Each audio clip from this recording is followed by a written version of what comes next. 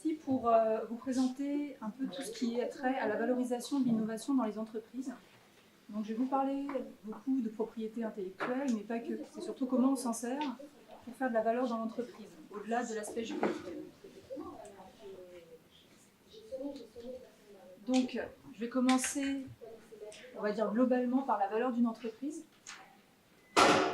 Il faut savoir que la valeur d'une entreprise, on va dire traditionnellement, si vous demandez à un comptable, il va regarder vos derniers exercices comptables, il va regarder quels bénéfices vous avez fait, quel chiffre d'affaires vous avez fait, quelle est votre activité, et de là, en général, il va tirer une conclusion sur la valeur, le plus souvent en faisant un multiple, on va dire, des bénéfices que vous faites. En général, c'est un petit peu la technique privilégiée par les comptables. Seulement, aujourd'hui, de plus en plus, vous n'êtes pas sans savoir qu'on parle beaucoup d'actifs immatériels. Donc, si on a les GAFAM, etc., qui font beaucoup de valorisation en bourse, c'est notamment parce qu'ils ont de la technologie, ils ont des brevets, ils ont voilà, pas mal d'innovations en stock, et c'est ce qui fait monter leur valeur.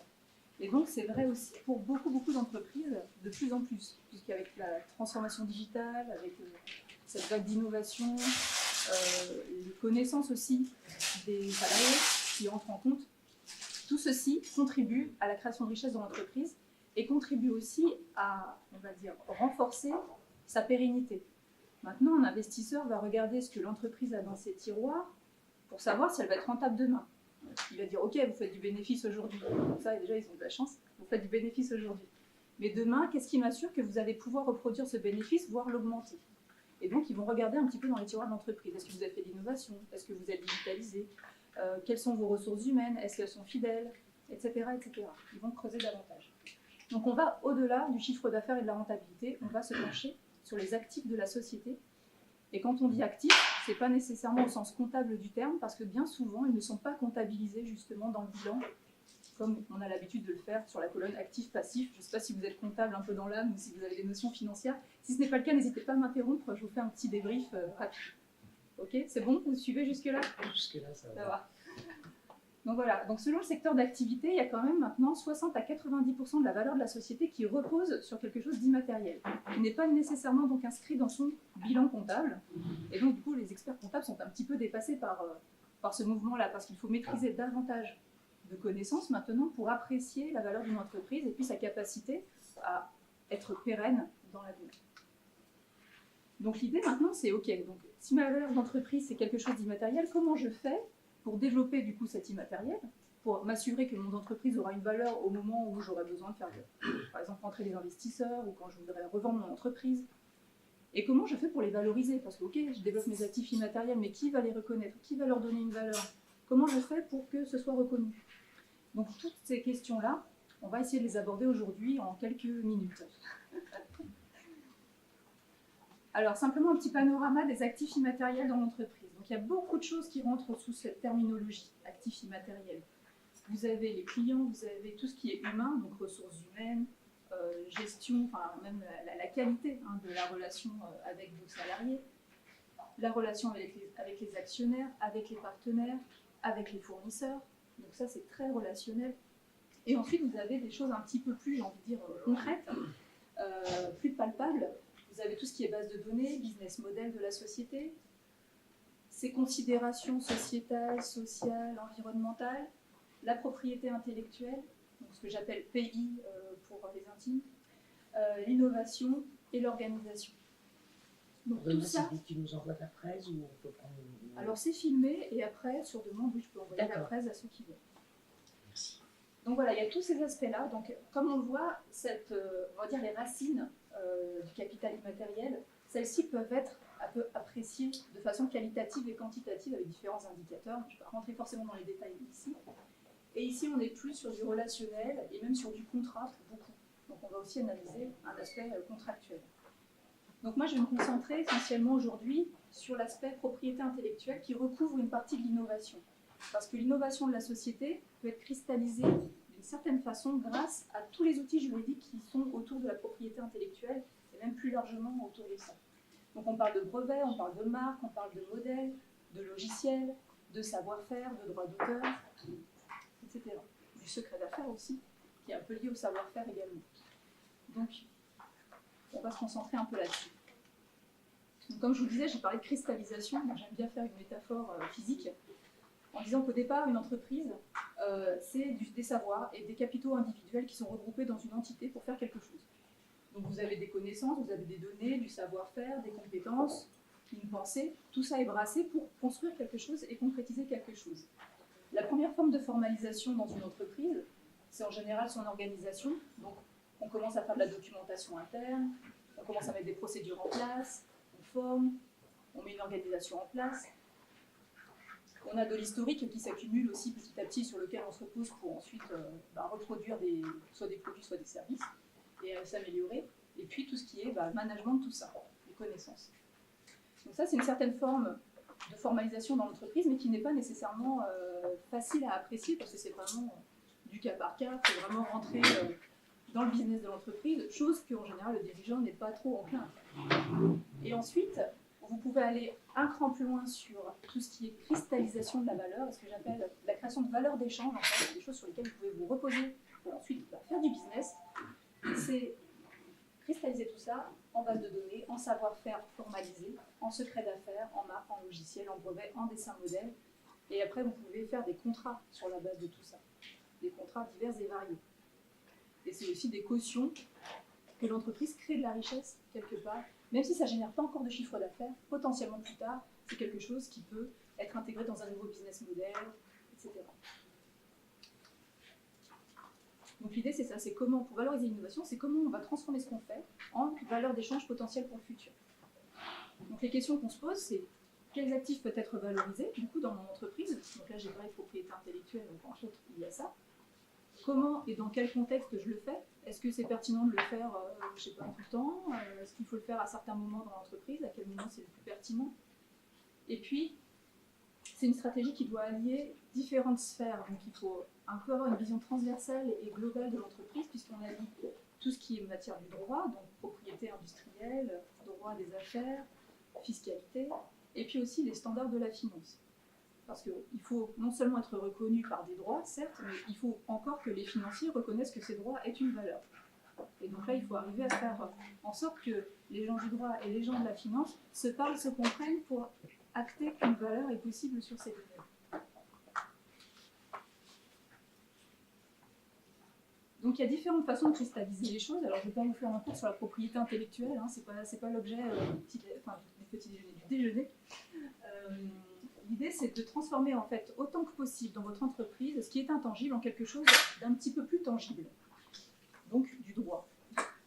Donc il y a différentes façons de formaliser les choses sur différentes dimensions de la société. Quand vous êtes sur, par exemple, des résultats de recherche et développement, sur de la prod, vous pouvez imaginer déposer des brevets, formaliser du savoir-faire, instituer le fait qu'il y a un secret de fabrication. Donc là, je vais rentrer plus dans les détails sur comment on gère ça après. Sur les actions marketing commerciales, il y a tout ce qui est marque, nom de domaine, les dessins et modèles sur le design de vos produits, par exemple, les bases de données clients, les sites web, les réseaux sociaux, les droits d'auteur. Tout ça, c'est des éléments que vous pouvez cristalliser et qui peuvent être une valeur d'échange, une sorte de garantie sur la pérennité de votre entreprise ensuite. Et puis, vous avez aussi tout l'aspect digital, donc les logiciels, au sens large du terme. Et là encore, vous pouvez aller plus loin dans la formalisation de ces actifs-là, en allant déposer le code source, en greffant d'autres droits autour de ces logiciels, par exemple en déposant la marque, en gardant secret l'algorithme qui est dans votre logiciel, en déposant l'ergonomie de votre site, si vous y avez réfléchi particulièrement et qu'il y a des choses intelligentes. Apple le fait par exemple, surtout les glissés, etc. Ils ont déposé des brevets là-dessus. Donc tout ça est intéressant de... Voilà. Mais après, il ne faut pas non plus tout faire, hein, j'y reviendrai. Et puis voir, on peut déposer des brevets sur les logiciels. Et puis les contrats aussi, tous les contrats que vous pouvez signer autour de ce que vous faites sont aussi valorisables dans une entreprise. Voilà, une start-up qui démarre mais qui a signé par exemple, je sais pas, un gros contrat avec EDF, bah ça va lui rajouter de la valeur. Donc, bah oui, mais quelle valeur? Donc tout ça est intéressant de voir voilà, qu'est-ce qu'on cristallise, où je mets mes priorités, parce que bien sûr vous allez dire, ouais, vous êtes gentil, mais tout ça, ça coûte de l'argent, ça coûte du temps. S'il faut tout faire, moi je ne veux pas m'en sortir. Donc l'idée c'est justement de prioriser, de savoir, bah, par exemple, si je suis une start-up ou une entreprise qui a développé un logiciel et mon business est à 90% ça, bah, ça peut être intéressant de voir comment on peut border un petit peu ce logiciel-là, le faire reconnaître comme actif et faire en sorte qu'on soit un maximum sécurisé pour éventuellement faire face à des différents litiges, différentes menaces qui pourraient courir par les concurrents, par des gens qu'on ne voit pas venir, enfin voilà. Donc il y a plusieurs choses à faire comme ça. Et aussi se faire reconnaître auprès d'un investisseur, les rassurer, rassurer les futurs associés. Donc voilà, ça c'est différents réflexes à avoir en termes de propriété industrielle et intellectuelle.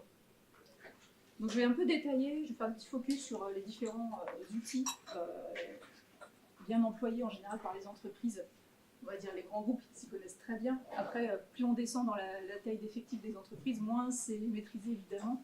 Et pourtant, notamment sur la marque, par exemple, je dis c'est le must-have, en général c'est le premier réflexe qu'a une société quand elle est bien faite. C'est ok, on dépose les statuts, on a une raison sociale, mais il faut aussi déposer la marque pour être sûr que quelqu'un ne va pas faire du trademark squatting, qui ne va pas prendre une marque approchant. Et avec le dépôt de marque, en fait, vous avez des relais, des moyens de vous défendre face à ça. Donc ça, c'est vraiment important. D'autant que quand vient le moment où il faut valoriser la société, il faut savoir que la marque va cristalliser beaucoup de choses justement d'immatériel de l'entreprise. La qualité de la relation client, la fidélisation des clients, la qualité de ses produits, tout ça va transpirer dans la marque. Même si on est dans une société technologique, par exemple Google, donc au départ ils ont fait un algorithme de recherche, un moteur de recherche, etc. Donc ils étaient très techniques. Mais petit à petit, se faisant connaître et dominant le monde, finalement la marque Google a peut-être même plus de poids. Maintenant Google peut sortir presque n'importe quoi, on va dire oui mais comme c'est Google, on va quand même y jeter un œil parce que c'est peut-être sérieux. Alors ils font aussi des erreurs, hein. Mais globalement, la marque commence à avoir plus de poids parce qu'elle cristallise tous les avantages qu'ils ont pu développer au départ et puis tout ça est monté sur la marque. Donc la marque c'est vraiment quelque chose d'important. Donc quand on la dépose au départ, il faut vraiment y prêter attention pour ne pas faire les choses de travers parce que des fois la moindre erreur, vous pouvez difficilement la corriger quand il s'agit de droits de propriété intellectuelle. En tout cas ça coûte plus cher à rectifier qu'à le faire bien au premier coup. Donc ça c'est vraiment important et c'est vraiment votre organe de communication. Donc, si votre marque se trouve menacée du jour au lendemain, vous n'avez plus que vos yeux pour pleurer parce que si vous avez construit toute votre com là-dessus, c'est très compliqué. C'est comme si vous deviez repartir de zéro s'il fallait prendre une autre marque, par exemple. Donc ça, c'est vraiment important. Et les histoires de start-up qui ont dû changer de marque en cours de route, alors soit par choix, on peut penser à Blablacar par exemple, qui a changé de marque pour aller à l'international, mais il y en a d'autres qui ont d'autres soucis, c'est-à-dire ils ont pris une marque qui leur semblait bien pour démarrer. Et après, il y a des gens qui leur sont tombés dessus quand ils commençaient à avoir un peu de soutien en disant oui, mais non, votre marque enfreint mes droits, etc. Ils ont dû changer de nom, justement pour ces raisons-là. Et du coup, il faut tout revoir. Il faut revoir la com, il faut revoir parfois même jusqu'à la charte graphique qui peut dépendre beaucoup, très fortement de la marque. Donc ça demande un certain investissement, puis un redéploiement de force dont on se serait bien passé généralement. Donc la marque, c'est vraiment un capital hyper important au départ qu'il ne faut pas négliger.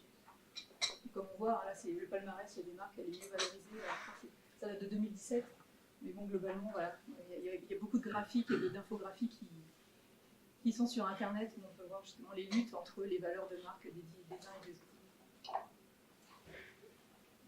Donc comme je disais, la marque c'est vraiment un atout stratégique. Donc l'intérêt de l'entreprise c'est de développer une marque forte. Pourquoi ? Pour fidéliser les consommateurs, vendre plus cher des produits, parce que sous l'effet de l'image de marque, si elle est forte, on peut dire ah, tiens, c'est cette marque-là, donc je paie plus cher, mais je sais pourquoi je paie plus cher. Pour mieux résister aux exigences de la distribution, parce qu'on a une force de pression, notamment dans le retail, si vous êtes une grosse marque, il y a des distributeurs qui ne peuvent pas se permettre de ne pas vous avoir en rayon, donc vous pouvez être un peu plus fort dans la négociation face à vos acheteurs. Et puis vous pouvez aussi couvrir de nouveaux produits avec des marques différentes. Par exemple, si vous prenez un risque sur un produit innovant, que vous êtes une société qui a déjà, on va dire, pignon sur rue, qui a déjà une marque reconnue et que vous appréhendez un petit peu la réaction de vos clients ou de vos nouveaux clients et vous dites, ouais, si je me plante, j'ai pas trop envie que ça ternisse l'image de ma marque historique, donc je vais peut-être prendre une autre marque. On va voir, si ça se casse la figure, ce sera oublié et ça n'entachera pas la marque historique. Donc c'est autant de stratégies que vous pouvez déployer, ne serait-ce qu'autour de cet outil de marque. Mais ça, globalement, c'est plutôt des choses intuitives, en général, que l'entrepreneur peut avoir déjà en tête. Pour ce qui est du logiciel, comme je disais tout à l'heure, c'est un actif un petit peu composite. Vous n'avez pas de droit, c'est pas comme un brevet, vous dites j'ai déposé un brevet, donc j'ai un brevet. Là, vous avez un logiciel, mais un logiciel, c'est un peu informe. Ça peut avoir différentes formes. Ça peut être un site internet, ça peut être une application mobile, ça peut être vraiment un logiciel en mode SaaS, qui est aussi finalement un site internet quelque part. Ça peut être alors un logiciel qu'on installe sur un ordinateur, même si ça se fait de moins en moins. Enfin, ça peut être beaucoup, beaucoup de choses. Et ça peut être aussi des logiciels que vous ne voyez même pas. Ça peut être des couches de programmes qui interviennent, on va dire, entre des logiciels ou même dans l'organisation même d'un hardware. Donc ça peut vraiment aller loin. Donc c'est quelque chose d'assez composite, parfois complexe, et qu'on peut protéger de différentes façons. Donc certes, il n'y a pas de brevet, mais vous pouvez déposer le code, comme je le disais tout à l'heure. Vous pouvez déposer la marque du logiciel, vous pouvez déposer la tête qu'il peut avoir, sa charte graphique. Du moins, vous avez le droit d'auteur dessus, mais parfois on peut aussi déposer le design, si vraiment il est intelligent et démarquant. Il y a aussi la question d'algorithme, tout ce qui peut être gardé secret autour de votre logiciel, un peu la petite recette magique qui est derrière, et le savoir-faire aussi qui est dans ce logiciel. Là, je valorise par exemple des logiciels qui sont très liés à un secteur de métier, donc là en l'occurrence c'est le métier des assurances. On se dit oui, ok, ils ont développé un site, je sais pas, de mise en relation, ça casse pas trois pattes à un canard, tout le monde le fait. Oui, sauf que eux, dans les mécanismes qu'ils ont mis dans leur site internet et dans les services qu'ils proposent, bah, il y a la connaissance du marché, la connaissance des relations entre les différents acteurs du marché, et ça, mine de rien, pas n'importe qui ne peut le reproduire, parce qu'ils n'ont pas cette connaissance-là. Donc il y a vraiment différentes choses à considérer là-dedans. Alors là, c'est un petit peu plus technique quand je mets la question de séparabilité des composantes. C'est par exemple quand on est en comptabilité, les comptables, ils aiment bien mettre des cases. Donc en général, si vous avez déposé une marque, vous allez avoir la valeur de la marque. Si vous avez payé un prestataire pour le développement du logiciel, bah, vous avez la ligne du logiciel, etc. Et donc quand on doit valoriser, bah, ils font une addition. Et puis voilà. Sauf que nous, quand on valorise un logiciel, bah, on va valoriser le logiciel en tout. Mais on va difficilement pouvoir dire bah, que dans ce logiciel-là, la marque a telle valeur, le logiciel a telle valeur et la base de données a telle valeur. Parce que c'est un tout, c'est une synergie. Donc dès qu'on le démembre, finalement, bah, les composantes, si vous les prenez une par une, elles ont finalement moins de valeur que si vous les associez. Donc là, c'est aussi une question qui peut être importante. Et puis donc bien sûr, les logiciels, souvent, maintenant, de plus en plus, sont le cœur des business models, ils supportent des lignes de revenus et rien qu'en ça, c'est une valeur en soi pour la société.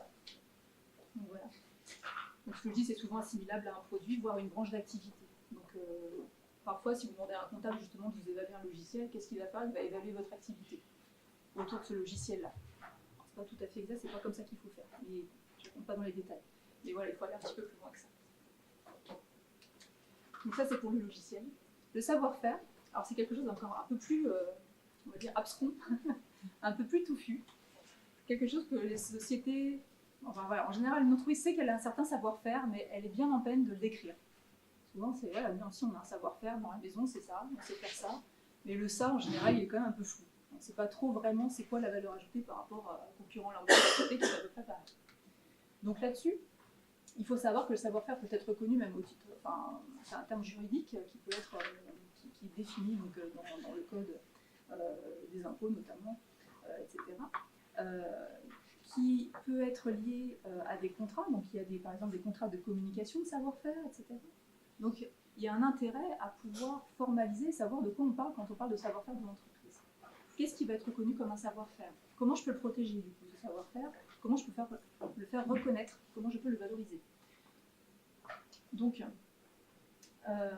ça peut être considéré comme une forme de propriété intellectuelle, même si c'est pas réellement une propriété intellectuelle au sens noble du terme, au sens juridique du terme, mais la définition légale, on va dire, du savoir-faire, c'est celle-ci. C'est un ensemble qui est secret, substantiel, identifié d'informations qui sont pratiques, non brevetées, résultant de l'expérience du fournisseur ou de la personne qui le conçoit, on va dire, et testées par celui-ci. Donc il y a beaucoup de mots-clés dans cette définition qui sont hyper importants. Il y a le terme secret. Donc le savoir-faire n'est pas généralement connu et n'est pas facilement accessible. Ce n'est pas quelque chose qui est répandu dans le marché, que votre concurrent a très facilement. C'est vraiment quelque chose qui émane de votre société, qui est gardé secret. Donc vous faites un effort pour justifier que vous le gardez secret. Il faut que vous soyez en mesure de dire quel type de protection vous mettez en place en interne pour dire que votre savoir-faire est secret. Donc si par exemple vous avez des salariés qui rentrent, qui sortent avec un turnover de folie et que vous ne leur faites pas signer dans leur contrat de travail une clause disant qu'ils sont tenus au secret, etc., sur certaines typologies de l'activité, là vous allez avoir du mal à défendre votre cas, par exemple. pareil, si vous communiquez à tort et à travers votre savoir-faire, bah, là, il est plus secret. Donc c'est pas vraiment quelque chose après que vous pouvez faire valoir. Et donc vous ne pouvez pas attaquer quelqu'un en prétextant qu'il a piqué votre savoir-faire. Parce que vous lui avez ouvert les portes, grosso modo. Donc ça, c'est vraiment un terme important. Ensuite, il y a le mot substantiel. Donc dans substantiel, ça veut dire que c'est quelque chose de suffisamment significatif. C'est pas juste une petite brique de l'entreprise qui ne sert pas à grand chose. C'est vraiment quelque chose de significatif et qui sert l'entreprise, qui lui apporte de la valeur. Donc qui intervient dans le processus de vente, de réalisation de bénéfices, de chiffre d'affaires, qui peut permettre aussi la réalisation d'économies, etc., etc. Donc il faut vraiment qu'il y ait un impact business. Donc il faut aussi que vous soyez en mesure du coup de justifier que le savoir-faire que vous défendez a vraiment un impact sur l'économie de votre activité. Donc identifier, évidemment, il faut savoir le formaliser. Donc il faut qu'il y ait derrière des choses concrètes. Donc par exemple, ça peut être un cahier des charges de spécifications qui intègre ces briques de savoir-faire. Ça peut être une nomenclature de produits peut être considérée comme du savoir-faire. Tout ce genre de choses. Toute la documentation technique que vous pouvez avoir, toutes les procédures internes qui vont conduire des salariés à réaliser un produit ou un service de telle façon et pas telle autre, vos documents de formation internes, etc. Tout ça peut contribuer à la formalisation du savoir-faire et donc contribuer à valoriser votre entreprise aussi. Et souvent, ça c'est un détail important, souvent quand on parle de savoir-faire, on pense tout de suite à l'artisan, à son tour de main, au potier, là, qui nous fait des belles poteries, etc. En fait, c'est pas ça dans l'entreprise. C'est vraiment pas ce tour de main dont on parle, parce que ça, c'est attaché à une personne, généralement. Donc, vous pouvez pas valoriser une personne, ça va être compliqué de vendre. Tenez, je vous vends Charles, c'est notre fraiseur, et il fraise les outils comme personne. Non, ça, vous pouvez pas. Par contre, si vous avez arrivé à formaliser le savoir-faire de ce fraiseur sur papier, bah là, oui, c'est un savoir-faire de l'entreprise. Donc, c'est un peu, voilà. Donc, c'est vraiment quelque chose de formalisable et que vous pouvez transmettre, finalement. C'est-à-dire, vous pouvez très bien demain, signer un contrat de communication de savoir-faire avec une tierce personne et être capable de lui communiquer comme ça votre savoir-faire. Alors, quitte à faire de la formation derrière, etc., mais vous pouvez lui transférer une brique comme ça. Donc voilà, ça c'est vraiment la terminologie de savoir-faire, et c'est quelque chose en général qui n'est pas du tout géré dans les entreprises. C'est très souvent fait un petit peu, on va dire avec le bon sens paysan, comme ça vient, on dit bien que ça c'est important, mais on ne prend pas non plus des réflexes un peu juridique finalement, pour s'assurer de se protéger en cas de problème. J'ai des clients par exemple qui n'ont pas fait ça et qui m'ont dit bah oui, on a perdu un contrat, on a perdu un client, c'est 900 000 € de chiffre d'affaires de la boîte qui part comme ça, parce qu'on a un fournisseur qui nous a doublé. C'est-à-dire qu'au départ, mon client, il réalisait des produits pour ce client final, il passait par un fournisseur en gros, qui fournissait la majorité des choses et en gros sur nomenclature de mon client. Et le fournisseur s'est dit pourquoi s'embêter avec un intermédiaire, moi je peux prendre la marge pour moi, je passe directement avec le client final et puis voilà. Et du coup ça s'est fait comme ça et mon client n'avait pas de recours finalement parce que bien sûr on est en France, donc des fois entre PME, les contrats, on se connaît bien, ça va bien se passer. Donc ça reste des échanges mails, c'est pas du contrat cadre qui formalise bien les choses. Donc du coup il n'y a nulle part, il était écrit que les documents que communiquait le client vers son fournisseur était secret, confidentiel, la propriété de mon client et pas celui du fournisseur. En plus, c'est parfois du travail commun, parce qu'il y a le fournisseur qui fait des échanges et qui produit aussi des choses. Donc voilà, mais du coup, qui est propriétaire de quoi? Donc avoir un recours dans ces cas-là, c'est très compliqué. Donc du coup, voilà, j'interviens par exemple sur ce client-là, c'est comment on fait pour changer quelque chose dans la procédure interne, dans la façon de faire avec les fournisseurs, pour que ça ne se reproduise pas. Parce que 900 000 € en moins, ça fait mal, quand même. Même si on fait 10 millions, ça reste quand même presque 10% du chiffre d'affaires. Donc voilà, c'est vraiment quelque chose d'important à avoir en tête et à ne pas négliger. Donc ensuite, comment protéger le savoir-faire. Donc il n'y a pas de protection spécifique, c'est pareil, il n'y a pas de brevet, il n'y a pas de marque, on ne peut pas déposer du savoir-faire. Donc c'est vraiment de l'opérationnel, le type de protection. Donc c'est comment on fait, c'est donc prendre les mesures nécessaires en interne, c'est-à-dire on formalise, comme je disais tout à l'heure, on contractualise. Donc dès que le savoir-faire est intégré dans n'importe quelle relation, il faut avoir une formalisation quelque part, une contractualisation qui dit que c'est bien votre savoir-faire, que ce n'est pas celui de la personne à qui vous le communiquez. Et puis bien sûr, restreindre l'accès aussi en interne. Si tout le monde a accès à vos formations internes et que du jour au lendemain devenir un expert sur votre savoir-faire, c'est plus vraiment du savoir-faire protégé. Et après, en fait, une fois que vous avez tous ces outils-là en place, vous avez différents recours qui sont ouverts pour l'entreprise.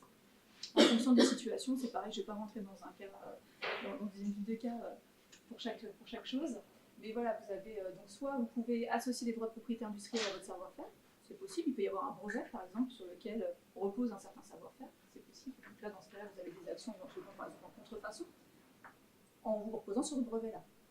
Ça peut être une façon de se déguiser, entre guillemets, et d'attaquer sans aller sur la brique compliquée du savoir-faire. Après, vous avez la concurrence déloyale, l'atteinte au secret de fabrique. Il y a pas mal d'outils légaux qui permettent de se retourner. Il peut aussi y avoir plutôt la cybersécurité, l'intrusion dans votre système informatique. Donc si vous appliquez votre brique de savoir-faire parce que quelqu'un est rentré dans votre système, vous pouvez prendre ce levier-là.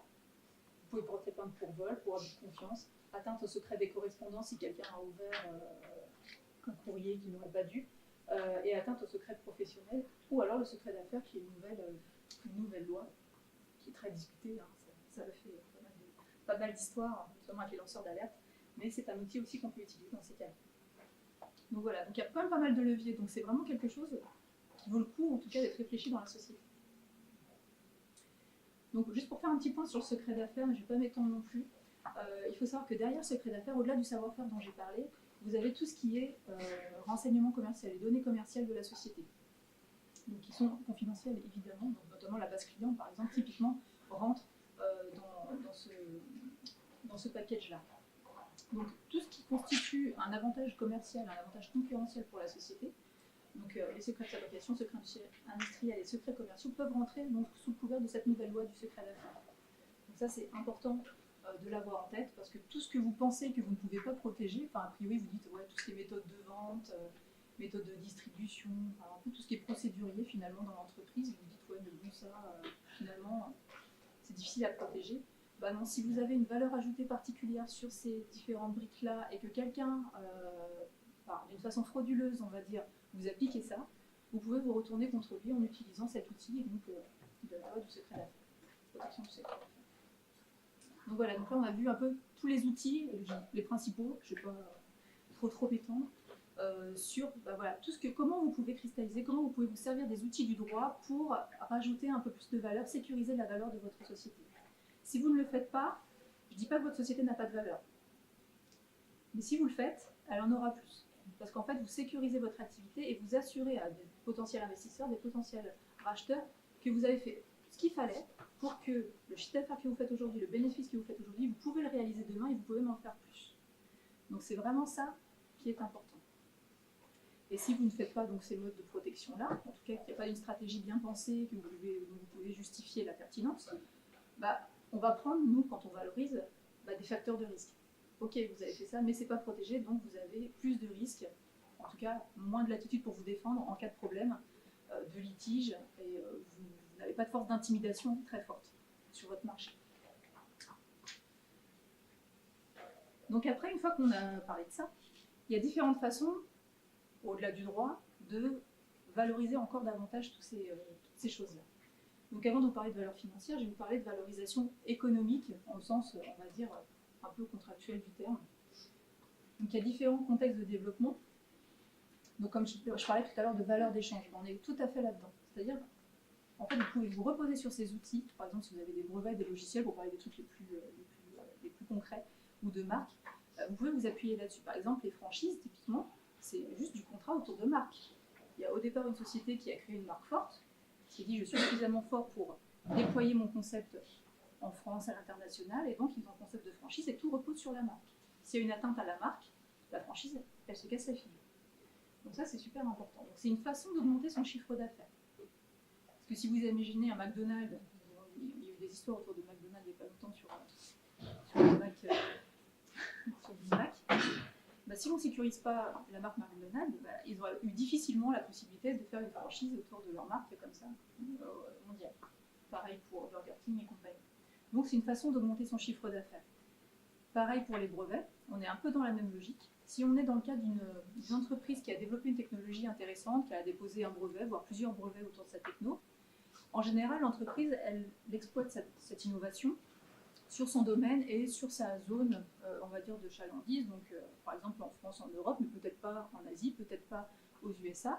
Et elle peut très bien se reposer sur ce brevet pour faire un transfert de technologie, aller trouver un partenaire aux États-Unis, aller trouver des partenaires en Asie, aller trouver des partenaires en Afrique qui exploiteraient cette techno et sous couvert de redevances, donc de royalties, va avoir un peu plus de chiffre d'affaires et puis déployer sa technologie comme ça, alors qu'elle n'a pas forcément les moyens toute seule d'aller à l'international et puis de faire aux US, sa filiale, je sais pas, en Chine, etc. Donc c'est vraiment des leviers importants au niveau contractuel pour pouvoir en fait déployer son business model à l'international ou sur d'autres secteurs d'activité. Donc se développer sur de nouveaux marchés, c'est un peu ce que je disais tout à l'heure avec le brevet, ça permet d'aller sur d'autres marchés, que ce soit des marchés géographiques ou sectoriels. Et puis ça permet aussi de rechercher des partenaires en recherche et développement et des partenaires industriels de façon plus sereine. C'est-à-dire que quand vous cherchez un peu à déployer vos forces ou à déployer des synergies avec des partenaires que vous connaissez ou que vous connaissez peu, c'est bien d'avoir sécurisé autant que possible ses actifs, parce que vous êtes plus serein dans le partenariat, parce que chacun va reconnaître les propriétés intellectuelles des uns et des autres, et il y aura moins de risques de confusion sur les développements communs. En général, tout ça est acté, et ça permet d'être aussi plus crédible. Quand vous allez voir un partenaire qui a déjà un portefeuille de brevets, par exemple, et un savoir-faire reconnu, vous serez un petit peu plus, on va dire, attiré et appâté par ce partenariat-là, que si vous avez la même possibilité avec une entreprise qui n'a pas tous ses crédits, entre guillemets, en poche. Donc c'est vraiment des choses qui sont aussi, en termes d'image, importantes. Donc comme je le dis là d'ailleurs, une question d'image et de crédibilité. Donc comme je disais, une entreprise industrielle qui n'a pas de brevet, est-ce qu'on peut dire qu'elle est innovante? C'est un peu un jugement à l'emporte-pièce, mais c'est vrai que le premier jugement que l'on a, si une entreprise se dit innovante et qu'on dit bah oui mais vous n'avez pas de brevet, donc vous dites que vous êtes innovant d'un point de vue technologique, mais vous n'avez pas de brevet, expliquez-nous, parce que c'est quand même bizarre. Donc dans ce cas-là, il faut qu'elle se justifie, alors que si elle a des brevets, elle n'a rien à justifier. Voilà, ça parle tout seul. Donc ça c'est vraiment un pouvoir assez fort, et même pour les investisseurs. Donc les droits de propriété industrielle, comme je le dis, ont trois vocations. Donc d'abord sécuriser une liberté d'exploitation, donc pour être sûr que vous avez le droit en fait, de faire les produits que vous faites. Donc ça c'est une des premières choses. Bien sûr protéger le produit que vous faites en l'occurrence, et ensuite vous défendre, voire attaquer en cas de souci sur votre produit. Donc ça c'est vraiment la base de la propriété industrielle. Mais aussi donc crédibiliser votre position et puis modeler l'image de l'entreprise. C'est aussi des outils de com, tout bêtement. Une marque déposée, des brevets, c'est de la com.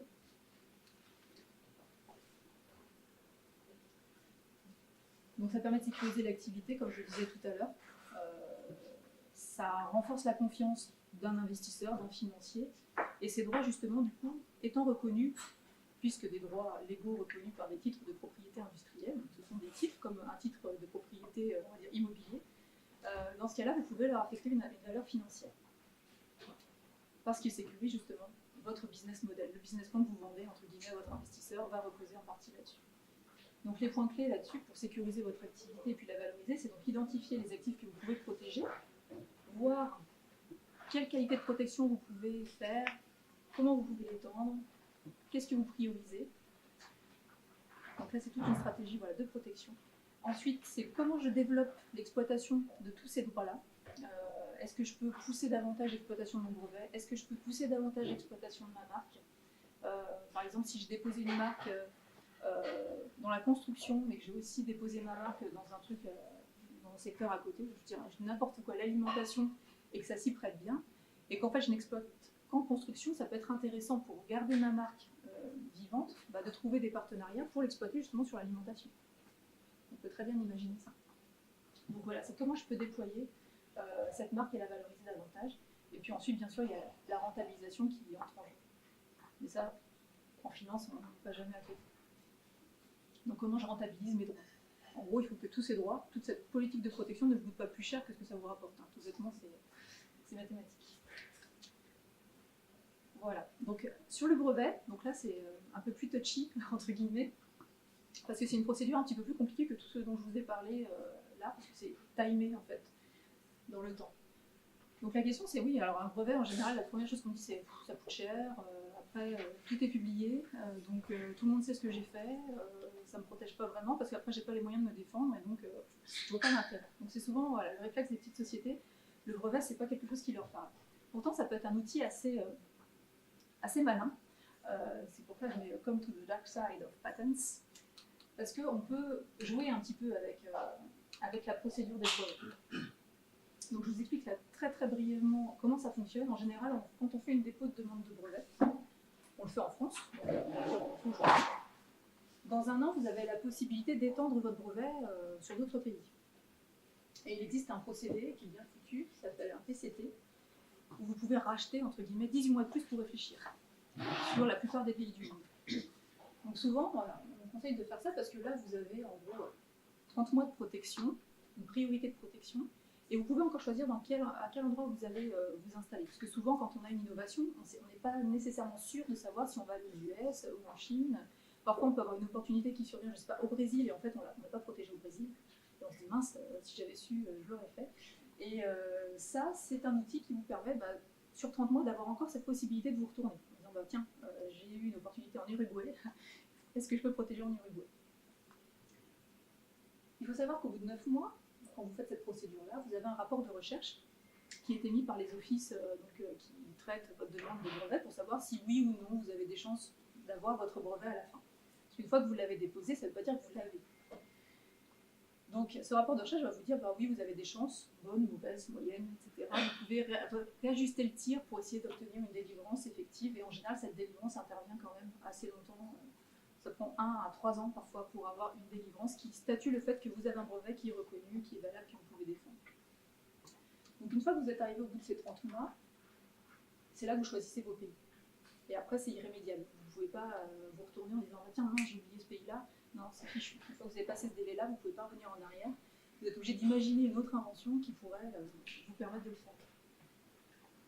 Et dans tout ce que je vous explique là, ce qui est le plus important en fait, dans une stratégie de PME, qui n'a pas forcément un gros budget de protection, c'est cette date-là. C'est-à-dire que la publication de votre demande de brevet, elle intervient qu'au bout de 18 mois. C'est-à-dire que pendant 18 mois, vous avez déposé un brevet, mais personne ne le sait. Personne ne peut le consulter. Mais vous pouvez dire j'ai déposé un brevet. Et si vous vous apercevez que votre brevet il est un peu limite, un peu faiblard, vous pouvez très bien décider de le retirer avant qu'il soit publié. Donc vous avez eu l'effet com, qui repose réellement sur un numéro de brevet, etc. Mais si vous n'avez pas pu, on va dire, concrétiser la chose, vous pouvez vous retirer. Ce qui peut être pas mal, surtout dans les secteurs d'activité où vous avez un rythme de produit qui est très rapide. Donc, du coup, par exemple, en télécommunication, vous pouvez très bien le faire, ça marche. Donc du coup, vous gardez que les brevets un peu solides, les autres, vous les gardez cachés. Donc ça peut être un outil assez sympa. Et du coup, si on part dans cette logique-là, donc là, je suis vraiment le dirigeant tordu radin au possible, qui veut communiquer sur la protection de brevet, qui veut dire qu'il a une protection industrielle, mais qui ne veut pas non plus aller jusqu'au bout, dépenser des 1000 et des 100. Et bien, il peut très bien dire oui, j'ai déposé un brevet, l'avoir fait lui-même, l'avoir rédigé très mal. Donc ça, normalement, un dépôt de brevet, si on le fait soi-même sur INPI, je crois que c'est à peu près 700 € en France. Donc s'il fait cette procédure-là, en gros, il dépense 700 €, il peut dire qu'il a déposé un brevet, qui peut courir internationalement, parce que là, de toute façon, pendant 12 mois, potentiellement, il peut être protégé dans le monde. Donc, quand je vais sur un salon et que j'expose mon produit, je ne sais pas encore s'il va fonctionner. Ça peut être un outil pas mal, ça peut être un outil malin, ça coûte 700 € à faire. Si on est quand même sûr que le brevet peut avoir de la valeur, c'est quand même bien de passer par un professionnel quand même. Parce que moi, valorisatrice, si je passe derrière, je vois que vous êtes gentil, mais vous l'avez écrit vous-même, votre brevet, il vaut rien, quoi. Enfin, parce qu'il est mal rédigé, donc en fait, il ne vous octroie aucun droit. Si vous n'avez pas fait les études nécessaires, vous n'avez pas formulé de telle façon à ce que ça puisse vous octroyer des droits, etc. C'est vraiment un exercice un peu délicat, mais n'empêche que d'un point de vue communication, ça peut être assez fort. Donc ça, voilà, ça peut être une astuce, comme une autre, sur le brevet. Et pour le vrai prix, entre guillemets, si vous voulez déposer un vrai prix, un vrai brevet, un brevet sérieux, c'est-à-dire, en gros, vous passez par un cabinet de propriété industrielle, tout simplement. En général, il vous en coûte 5 000 € pour un dépôt français. C'est à peu près le prix. En fonction de la complexité, ça peut être un peu plus cher. Après, il y en a, si vous leur faites les yeux doux, ils peuvent peut-être vous faire un peu moins cher. Mais globalement, c'est à peu près ces prix-là en moyenne que vous avez. Donc, c'est cet investissement-là qu'il faut compter quand vous voulez engager une action. Et ce que je conseille généralement à mes clients, c'est vous faites ça. Et ensuite, vous avez 30 mois pour justement capitaliser sur ce brevet en essayant d'aller trouver des partenariats, trouver des façons de le rentabiliser assez vite pour vous permettre ensuite de pouvoir le déposer dans le nombre de pays suffisant pour que vous puissiez avoir une activité sereine. Donc comme ça vous laisse le temps en fait d'avoir les fonds nécessaires pour pouvoir déployer votre protection on va dire de façon plus large, au-delà de la France.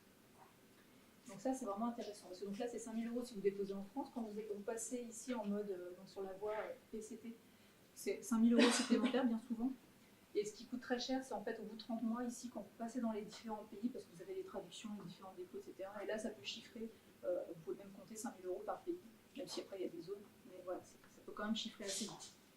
Donc c'est pour ça que c'est bien d'y réfléchir avant, de ne pas attendre d'être à ce moment-là en disant « Ouh là, j'ai pas les moyens, comment je fais ?» Donc voilà pour le brevet. Donc 6 000 €, voilà, je le précise ici. Et comment faire semblant d'avoir une stratégie de pays pour moins de 1 000 €, c'est ce dont je vous parlais tout à l'heure, en déposant pour 700 € un brevet et puis finalement le retirant à la fin. Mais vous avez fait semblant. Alors certains ne préfèrent pas la question. Est-ce que c'est plus important de protéger mon invention ou d'être le premier sur le marché? J'ai envie de dire, c'est pas l'un ou l'autre. Vous pouvez faire un et entre les deux. Déjà. Être le premier sur le marché, c'est pas forcément antinomique avec protéger son invention. Et ensuite, j'ai envie de dire, ça dépend des marchés. Quand vous êtes sur un secteur d'activité où tout va très vite, genre les télécoms, en effet, être le premier, c'est mieux. Parce qu'en fait, vous pouvez protéger tout ce que vous voulez. Si dans 2 ans, de toute façon, votre brevet n'aura plus cours parce que les produits sera déjà dépassé, sera déjà obsolète, ça vaut pas le coup, clairement, de faire du brevet dans ces cas-là. Par contre, si vous êtes sur une technologie de fond qui va pouvoir être intégrée dans différents produits sur plusieurs années, là, ça vaut le coup quand même de protéger.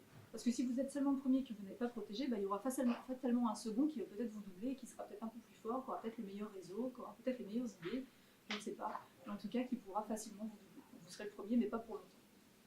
Donc ça, c'est vraiment une stratégie à bien penser en amont.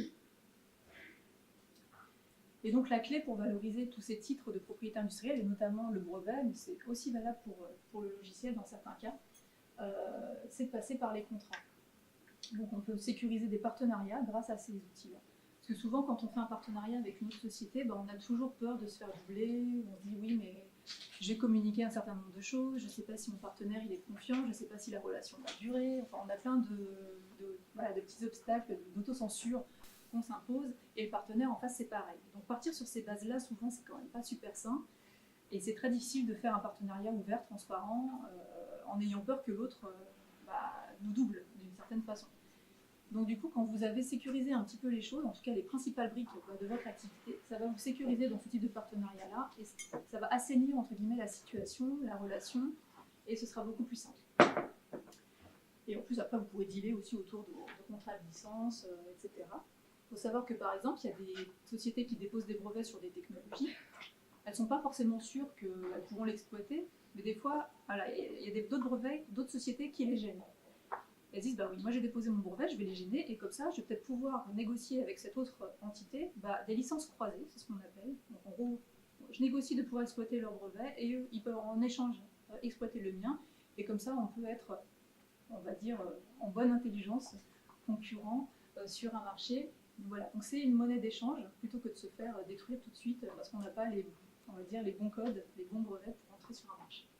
Donc ça, c'est vraiment des briques hyper importantes sur des partenariats. Donc si vous avez un business model qui repose là-dessus, sur des partenariats, etc., notamment des partenariats technologiques, c'est vraiment quelque chose à vraiment considérer dans votre développement. Et donc les partenariats, il y a différents atouts sur ces partenariats-là. C'est une façon d'aller hors de ses frontières. Donc comme je le disais tout à l'heure, si on a un brevet, qu'on n'est pas présent aux US, mais qu'on pourrait très bien transférer le brevet aux US, la voie du partenariat est une bonne voie. Rayonner aussi hors de son domaine d'activité, si on a une invention qui peut s'appliquer à d'autres domaines.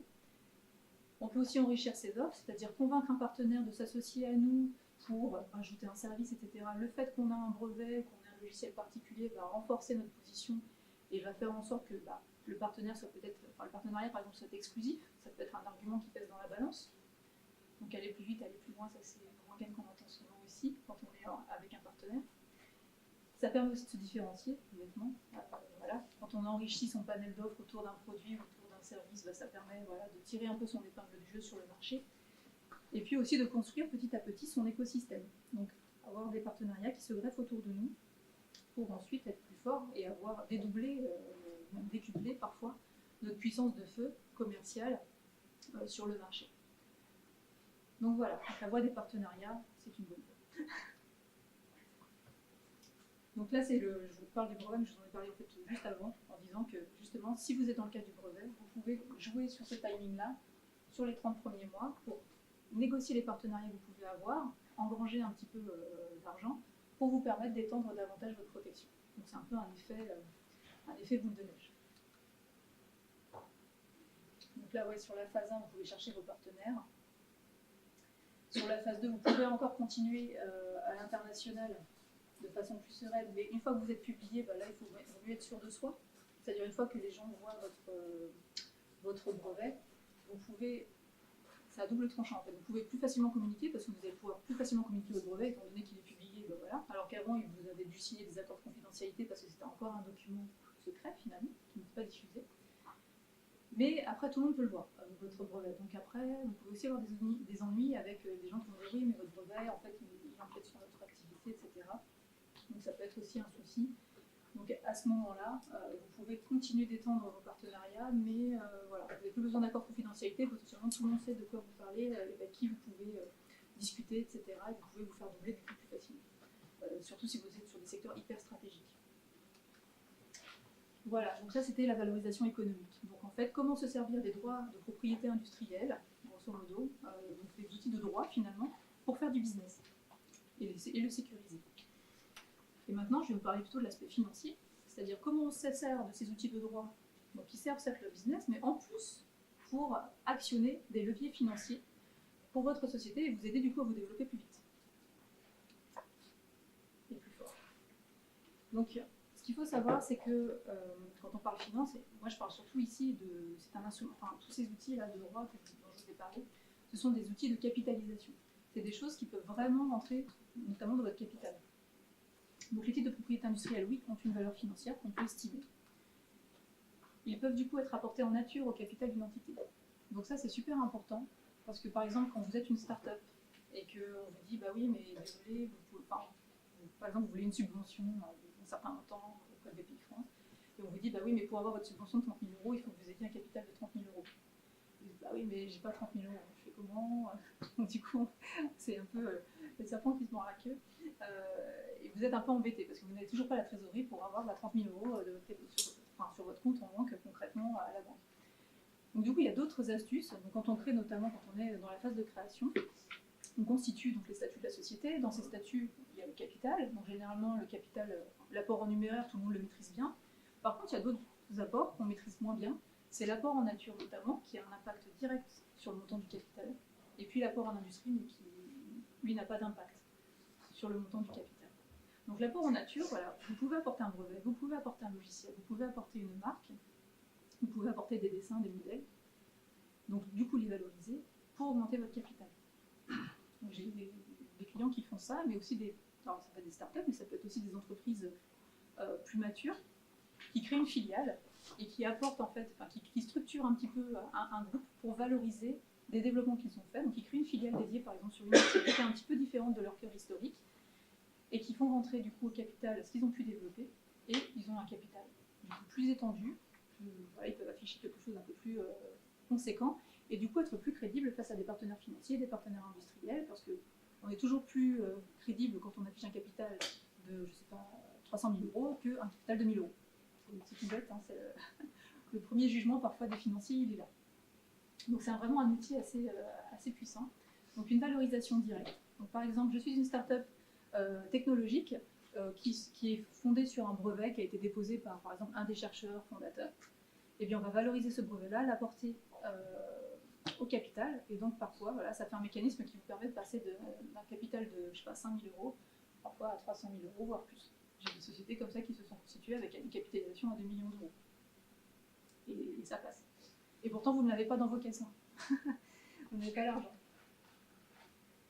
Donc, comme je disais, c'est une crédibilisation face à des différents partenaires financiers et industriels. Et c'est aussi une arme anti-dilution. Quand vous êtes une jeune entreprise, que vous envisagez d'ouvrir votre capital à des investisseurs, bien souvent, vous posez la question, oui, voilà, c'est combien ils prennent de part et combien ils apportent en échange. C'est souvent la question.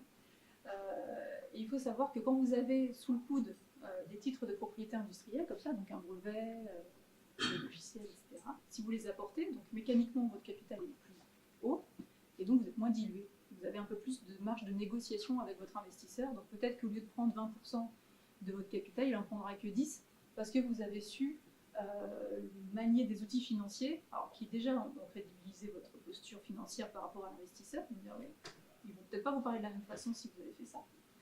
Et en plus, bah, mécaniquement, voilà, votre société sera déjà valorisée un peu plus et tout sera déjà fait, tout sera déjà intégré dans la société, ce qui rassure en plus les investisseurs. Parce que bien entendu, quand les investisseurs rentrent dans une société, je ne sais pas si vous êtes très au fait de tout ça, mais bon, quand il y a un fonds d'investissement qui rentre généralement, ils demandent à ce que la société soit bien propriétaire de tous les actifs qu'elle gère. Donc qu'elle soit bien, voilà, que le logiciel soit bien dans la société, que ce ne soit pas quelque chose exploité sous licence, que le brevet qu'elle exploite pareil soit intégralement dans la société, et pas seulement un bout, voilà. Donc c'est vraiment, vraiment quelque chose d'important. Donc autant le faire à nos propres conditions avant que les investisseurs s'en mêlent, plutôt que d'attendre que ce soit l'investisseur et ses avocats qui fassent la démarche pour nous. Généralement, c'est pas fait sous les mêmes conditions. Donc c'est vraiment un levier important qui renforce en plus la posture vraiment des fondateurs d'entreprise. Et c'est aussi une astuce qui est assez sympa, notamment sur le brevet. Parce que comme je vous disais, le brevet, donc vous le déposez en France, et après vous pouvez l'étendre dans différents pays. Donc vous pouvez avoir finalement un portefeuille de brevets à la fin. Vous avez un portefeuille avec un brevet français, un brevet allemand, un brevet je sais pas, au Royaume-Uni, un brevet aux US, etc. Et en fait, vous pouvez décider de l'apporter par morceaux. Parce que comme c'est des titres indépendants, vous pouvez dire bah, tiens, je crée ma start-up, je ne suis pas sûr de mon cours, je vais d'abord apporter le brevet français, on va tester le marché français. Donc vous valorisez du coup votre brevet, alors, je pense, disons qu'on monte à 30 000 € de capital. Vous développez votre marché, ça marche plutôt pas mal. Vous dites tiens, je vais ouvrir le capital de ma société, faire entrer des investisseurs parce que je vais aller sur le marché européen. Les investisseurs européens, ils vont me demander d'intégrer le brevet européen, donc du coup je le valorise et je l'intègre. Et entre-temps, il aura pris de la valeur. Si on l'avait fait au début de la création de la société, on l'aurait sans doute valorisé bien moins qu'au moment où ils vont le faire après, puisque entre-temps, ils auront lancé un marché en France avec peut-être des premiers revenus, etc. Donc ça permet d'avoir un effet de levier assez intéressant aussi à ce niveau-là. Oui, mais est-ce qu'il n'y a pas un risque? C'est-à-dire que je fais un brevet pour le marché français, je publie, les concurrents entre guillemets à l'étranger peuvent regarder ce qui se passe en France. Ouais. Ah ça marche. Je l'ai déposé avant la société française un brevet pour le marché américain. Alors ça ne peut pas marcher comme ça. Ouais, parce que si vous avez fait votre dépôt de brevet français, Ouais.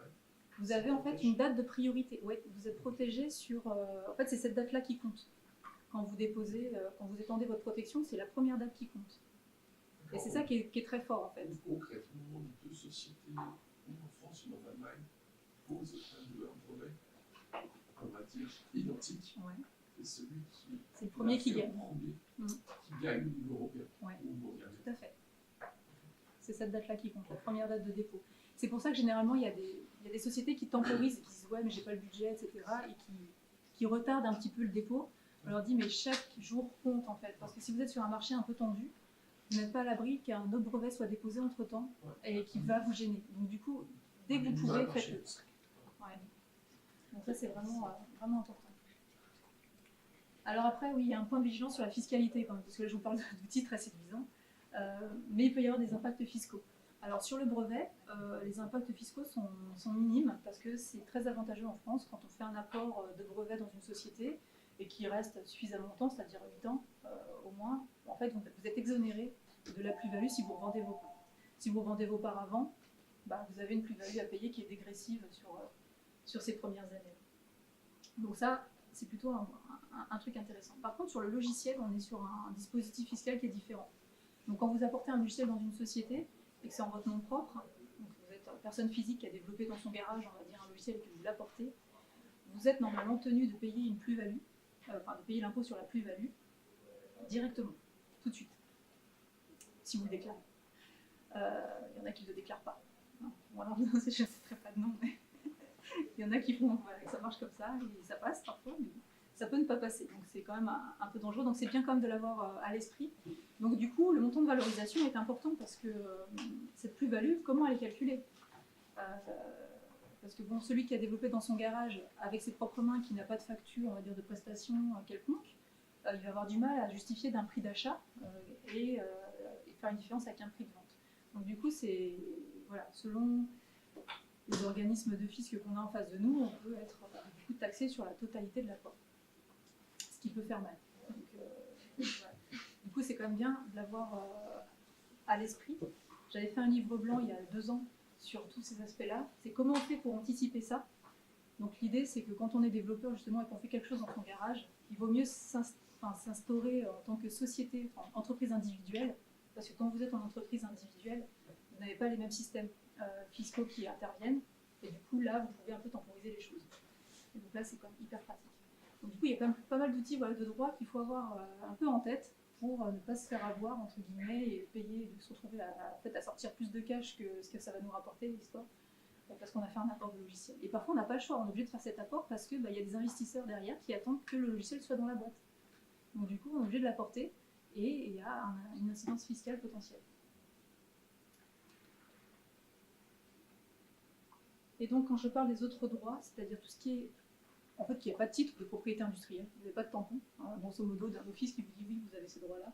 C'est plutôt de l'apport en industrie. Donc, par exemple, le savoir-faire, le secret, tout ce qu'on peut imaginer un petit peu comme ça, vraiment pour le coup intangible, difficile à cerner. Généralement, c'est plutôt de l'apport en industrie. Et l'apport en industrie, comme je le disais tout à l'heure, n'impacte pas sur le capital. Vous n'avez pas plus de capital affiché. Par contre, ça joue sur le pourcentage de part sociale. Donc, si par exemple, quand vous êtes souvent en start-up, il y a un développeur, le commercial, qui s'associe pour développer une activité. Donc le développeur, lui, il apporte le logiciel. Donc soit ils se mettent d'accord entre eux pour dire que c'est 50-50, etc. Donc ça, c'est des accords entre les associés. Soit on dit que, en fait, ok, le capital est constitué par le logiciel et on respecte un peu la vérité, c'est-à-dire que c'est le développeur qui a tout fait.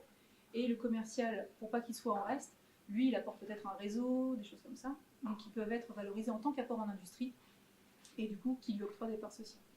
Donc ça peut être des montages comme ça auxquels il faut penser, parce que parfois, simplement dans les statuts, vous pouvez être un peu plus, on va dire pro, plus réaliste. Du coup, éviter des histoires futures entre les associés, chose qui arrive bien souvent, il y a quand même beaucoup de startups qui foirent à cause de ça.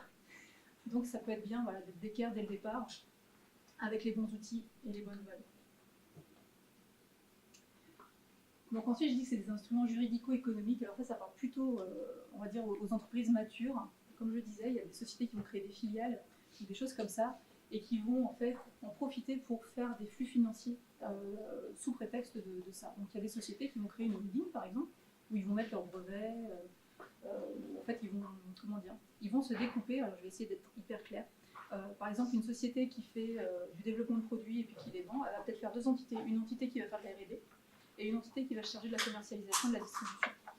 Du coup, l'entité qui fait la R&D aura déposé les brevets à son nom et pourra concéder des licences à l'entreprise qui exploite, qui commercialise. Et donc, ça fait des flux d'argent en fait entre les sociétés.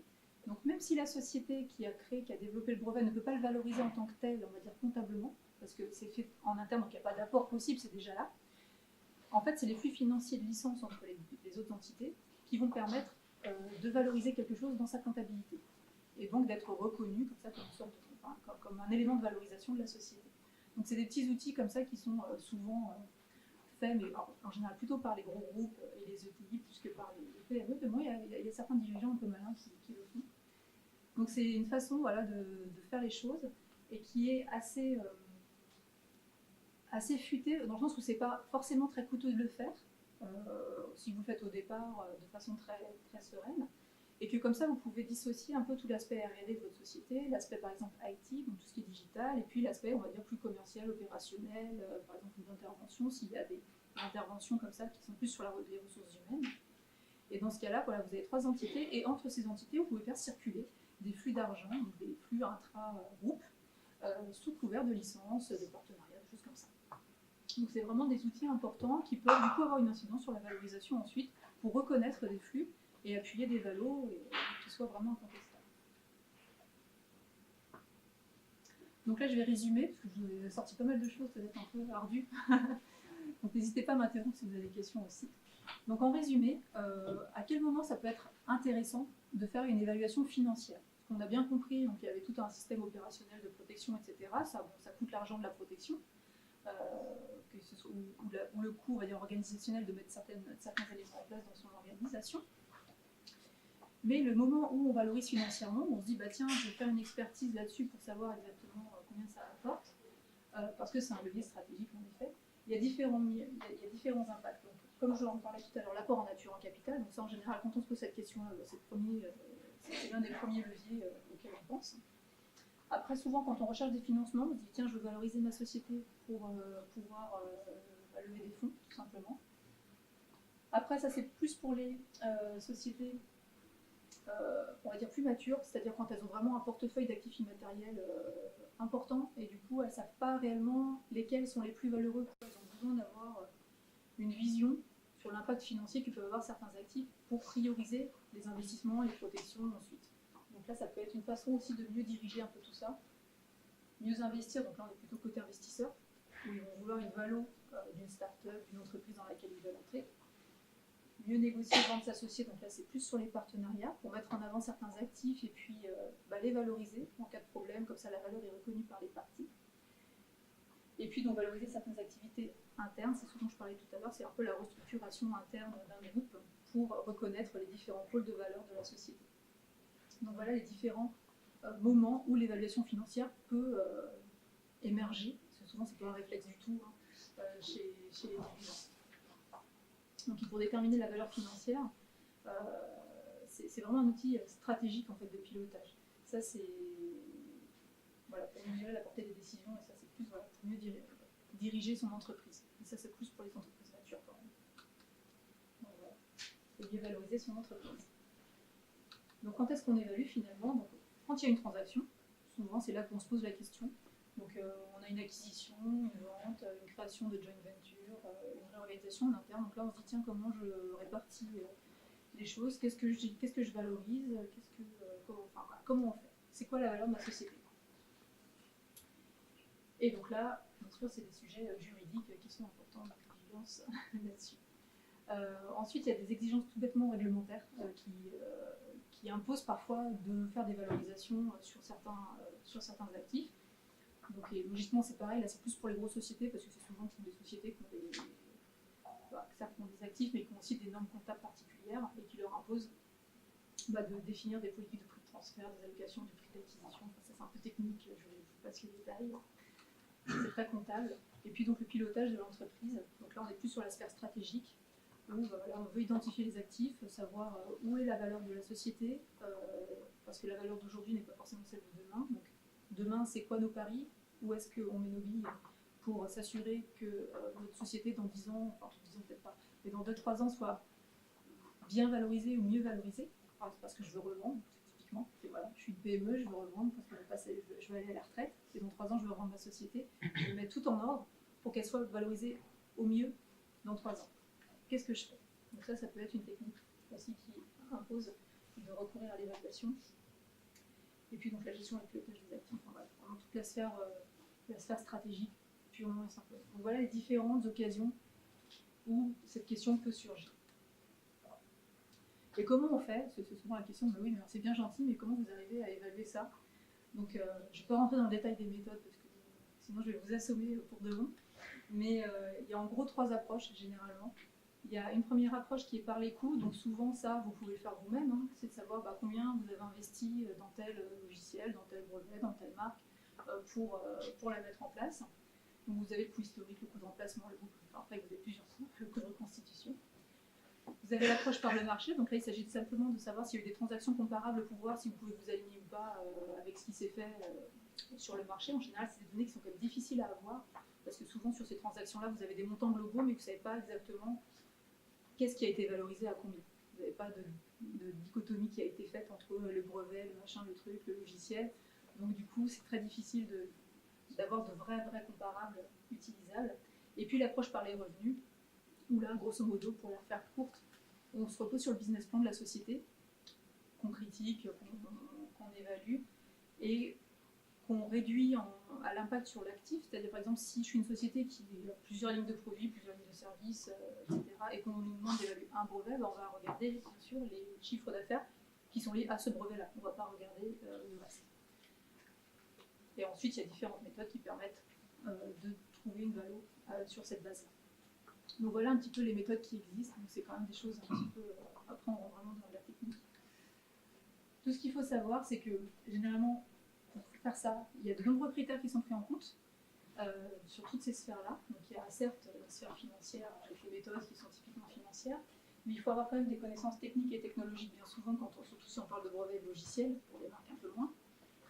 connaissances juridiques et puis bien sûr une vision stratégique et commerciale pour pouvoir apprécier si le business plan par exemple qu'on nous fournit est réalisable, s'il tient la route, etc. Donc tout ça, et puis la stratégie de ce positionnement, concrètement, quand on est sur des startups qui ne font pas par exemple de chiffre d'affaires ou de bénéfices et qui nous disent ouais mais moi j'ai développé ça et puis je vais conquérir le monde et je vais faire des millions.